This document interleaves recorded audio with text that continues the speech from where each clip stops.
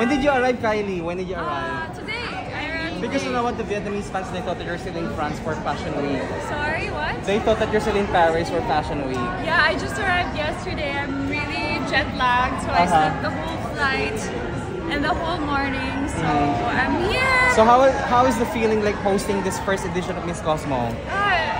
I'm so grateful. I'm so thankful that they got me. Thanks so much to the organization for trusting me, and it's just so much fun. I'm amazed at the production. I'm amazed at how well it was mounted. The girls look amazing. They're all like very professional, and yeah, ang ganda. Is it your first time in Vietnam?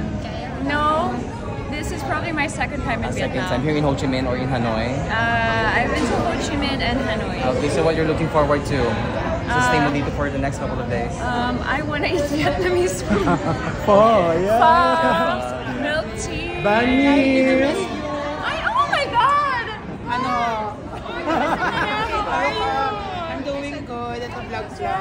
That's very Kylie, good. basta di namin nakalain mag-host ka na. Dati pinipili ka na I know! nag-host. I know! Nag-host na pa ngayon! Is this something that you would like to do in the next few years? Mahon yung skills mo naman sa I pag-host. would love to.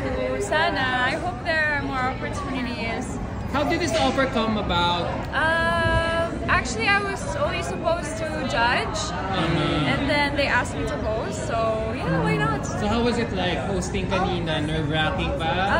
It just, honestly, since galing ako sa Paris, wala akong time matulog or mag-isip. So, Galing ka ng Paris, pero yung sigaw mo kanina nung bawal college, no? Parang 10 power. hours. yes, power lang. Hindi, nakaka-energize din naman kasi yung stage, yung ilaw, yung adrenaline.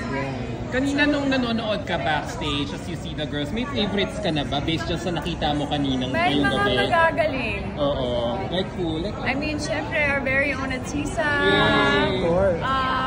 Frankie also did really well. New Zealand, Peru, Afghan, mga Southeast Asian. Oh, My Thailand, God, Thailand, Vietnam, Indonesia. Indonesia.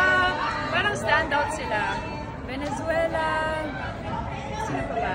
Mexico. Mexico. Peru. Dami.